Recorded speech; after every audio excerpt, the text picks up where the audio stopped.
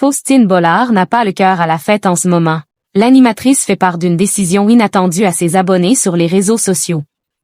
Faustine Bollard a publié une story Instagram émouvante ce lundi 23 mars dans la soirée. Face à une actualité chargée, l'animatrice de 47 ans a pris une décision pour se préserver. Elle explique pourquoi. Faustine Bollard traverse une période où s'enchaînent les mauvaises nouvelles.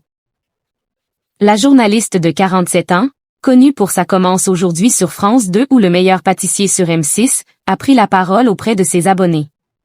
Lundi 23 mars, tard dans la soirée, elle a partagé une story pleine d'émotions. Dans son message, elle évoque la récente succession de disparitions qui l'ont marquée. Elle écrit « Les larmes de Jean Dujardin », cette sublime photo de Bruno Salomon. Les hommages des copains de RTL à Isabelle Mergo. Cette chanson de Fernandel qu'elle avait reprise avec tant d'émotion. Le sourire si solaire d'Anthony Calmont sur les marches du château de Dampierre qu'il aimait tant. Des mots qui font écho à plusieurs décès récents. L'acteur Bruno Salomon, connu notamment pour son rôle dans la série Fais pas ça et proche de Jean Dujardin, est mort le 15 mars 2026 après une longue maladie. Ses obsèques ont d'ailleurs eu lieu le 23 mars à Joinville-le-Pont. Quelques jours plus tard, le 20 mars, Isabelle Mergo s'est éteinte à 67 ans des suites d'un cancer. Elle laisse derrière elle ses proches et ses auditeurs des grosses têtes sur RTL.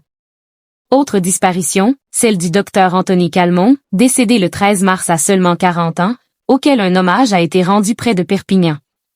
Faustine Bollard, mon adolescence devant Dawson, Buffy, Grey's Anatomy qui s'éloigne.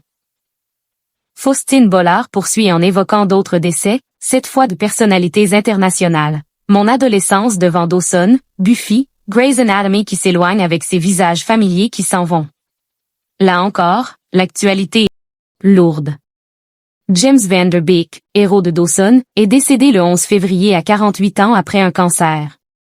Eric Dane, visage de Grey's Anatomy, a succombé le 20 février à une insuffisance respiratoire. Enfin, Nicholas Brendon, connu pour Buffy contre les vampires, est mort le 20 mars à 54 ans.